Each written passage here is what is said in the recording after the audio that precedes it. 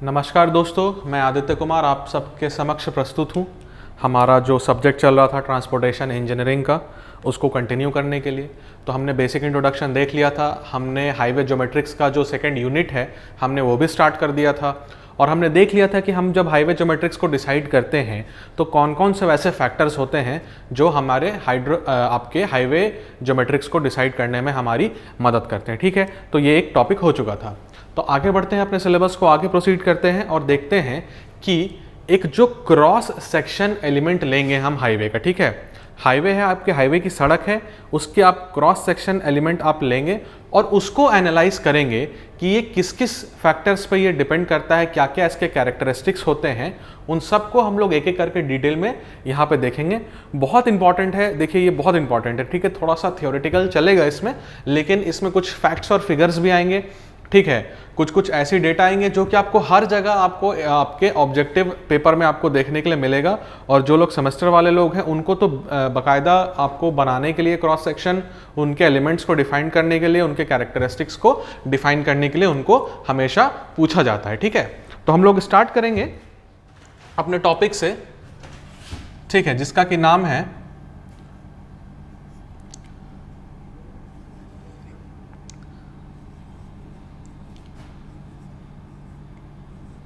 Cross section element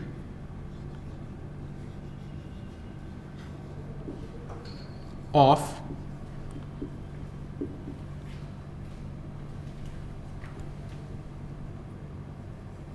highway. ठीक है, यह है हमारा आज का टॉपिक। तो आपको मैं एक बार यहाँ पे बताता हूँ कि कौन कौन से वैसे एलिमेंट्स होते हैं, या पहले मैं आपको एक बार डायग्राम बना के दिखा देता हूँ कि किस तरीके का दिखता है हमारा क्रॉस सेक्शन एलिमेंट, हमारा कैसा दिखता है। ठीक है, तो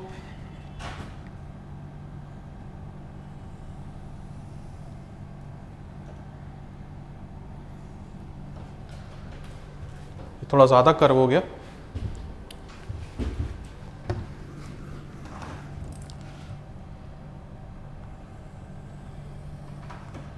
ठीक है, ये हमारा कैरेज है, कैरेज वे है।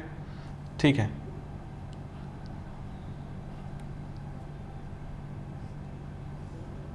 ये आपका मीडियन है। ठीक है,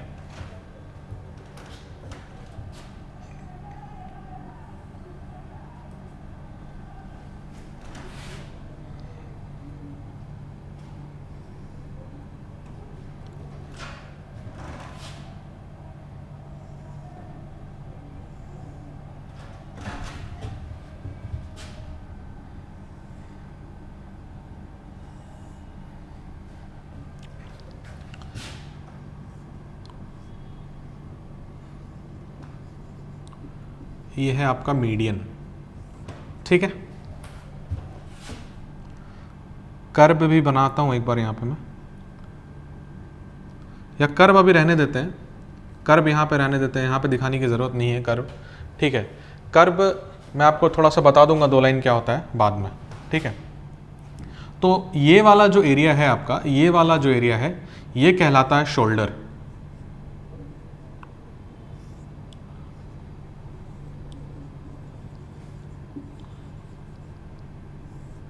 ठीक है,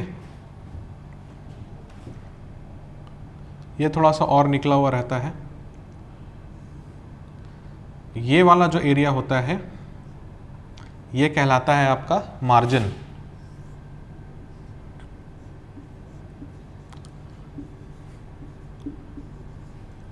ठीक है, दिख रहा है सबको क्लियर?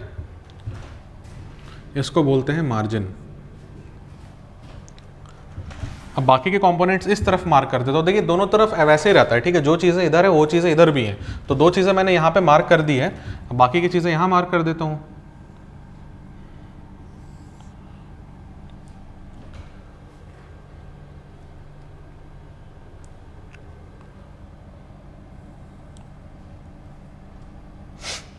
ये आपका शोल्डर है, ये आपका मार्जिन है, जैसा कि मैंने यहाँ पे ऑलरेडी मार्क करके दे दिया आपको। ठीक है, उसके बाद यहाँ पे आता है एक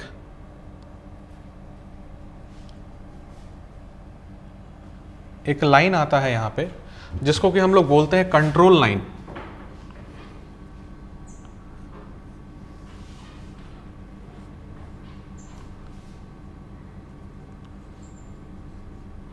ये आपका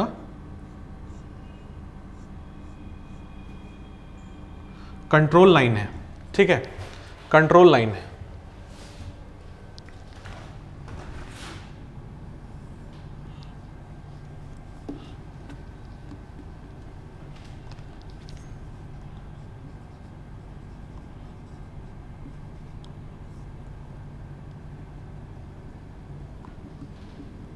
सिमिलरली इधर भी आपका कंट्रोल लाइन है।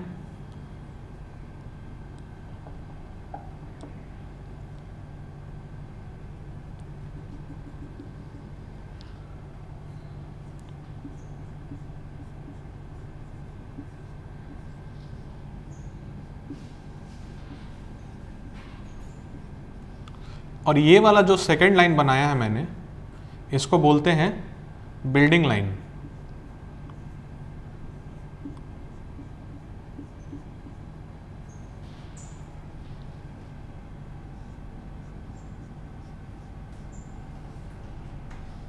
ठीक है, क्लियर है यहाँ तक? ये है आपका कंट्रोल लाइन। उसके बाद जो आपका आता है वो होता है आपका बिल्डिंग लाइन, और इसको बोलते हैं, इस वाले डिस्टेंस को बोलते हैं सेटबैक डिस्टेंस।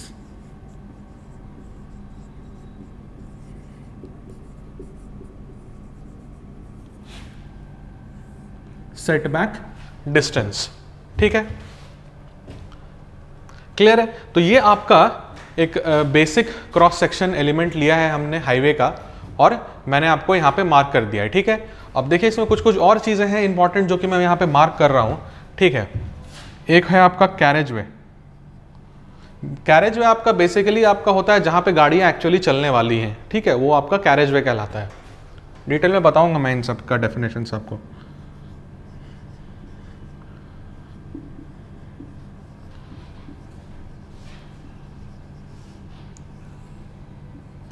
ये है आपका कैरेज वे।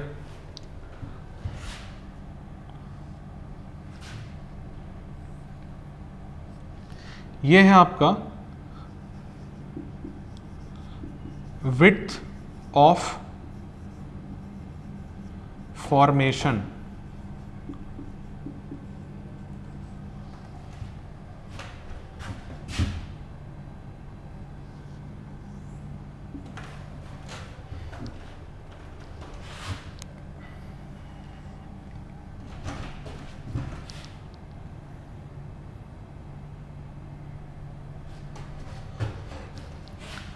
और ये है आपका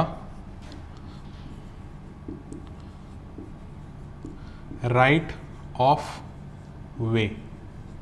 ओके,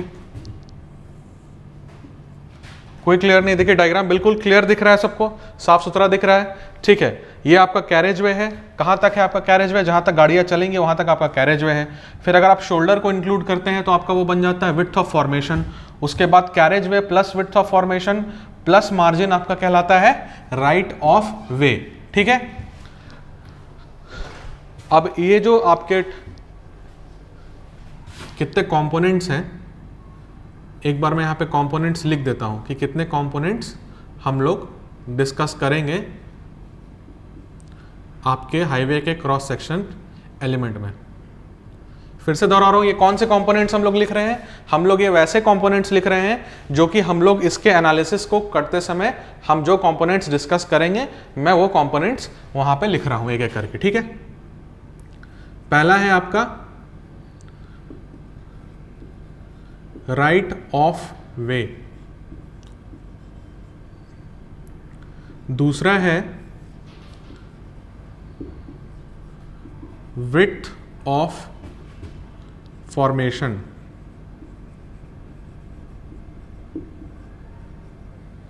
तीसरा है शोल्डर, चौथा है मार्जिन,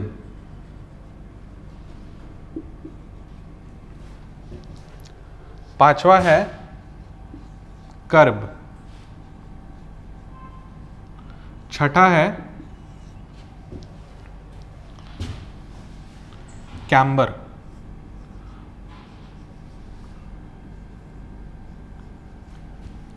सातवां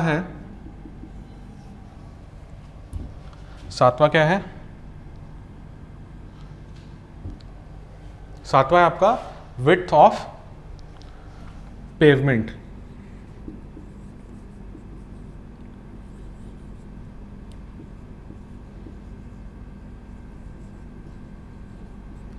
और आठवां है आपका पेवमेंट कैरेक्टरिस्टिक्स।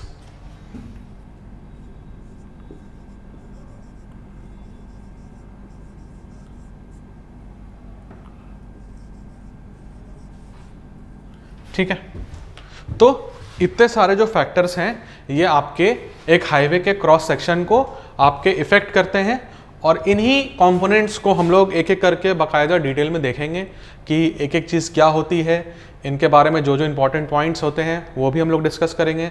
ऐसा हम लोग इसलिए कर रहे हैं कि आपको हो सकता है कि आपको ये पूरा का पूरा क्रॉस सेक्शन आपको बना के और इन सब के बारे में आपको लिखने के लिए आ सकता है। ये आपका कन्वेंशनल क्वेश्चन का पार्ट होता है।